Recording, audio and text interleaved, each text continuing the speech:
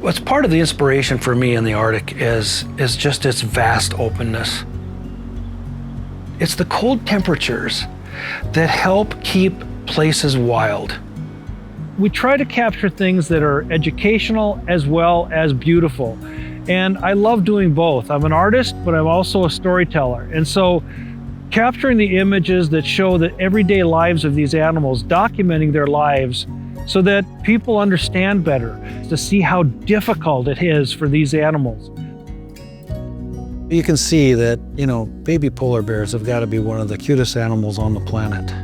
And because of that, it gets people's attention and they want to help. If we can make life good for the polar bear, we make life good for all the other animals as well as ourselves. Churchill is well known for being the polar bear capital of the world, and it's the most accessible place that you can photograph and see polar bears. If you don't want to photograph them, you can come to just see them as well, which is a lot of fun.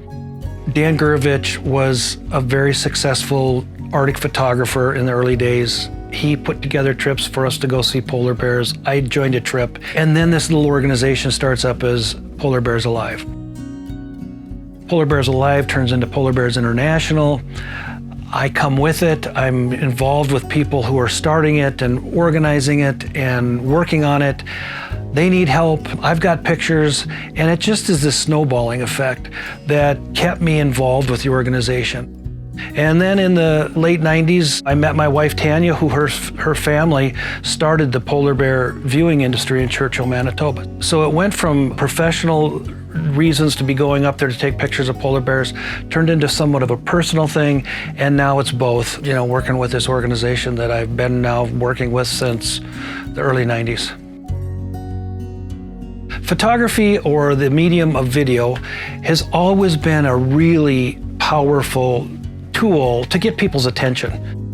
The Arctic Documentary Project is basically a collection of not only stills but videos. That collection has been available to Polar Bears International, and so it helps us tell the story of what's going on in the Arctic and how that is affecting polar bears.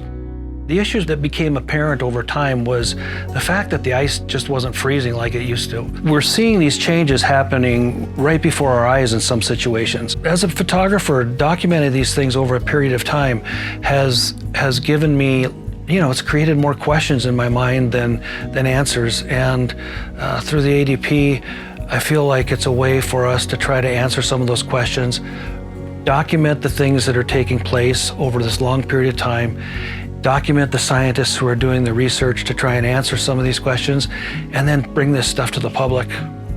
I'm hopeful that my work helps inspire people to want to know more and want to help people understand that the changes that we're seeing in the Arctic are just the beginning, and it's not going to stay in the Arctic. It's really about how the planet is changing and warming to a point where it's going to affect all of us. My support for Polar Bears International goes back a long time, and I was fortunate to have something that I did that I was able to donate that has been beneficial for them. But there's lots of ways that people can become donors and become involved. Most people aren't fortunate enough to get up and go see a polar bear. So they're looking at these pictures, and they're looking at books, and they're looking at calendars, and they're seeing these animals by way of photographs and video that makes them think, wow, this is an amazing species that I would love to be able to help with.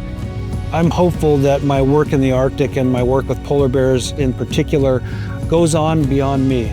I am so thankful and lucky to have a project that I love, I believe in, and I'm hopeful that these things that I share with the viewers inspire them as much as it inspires me.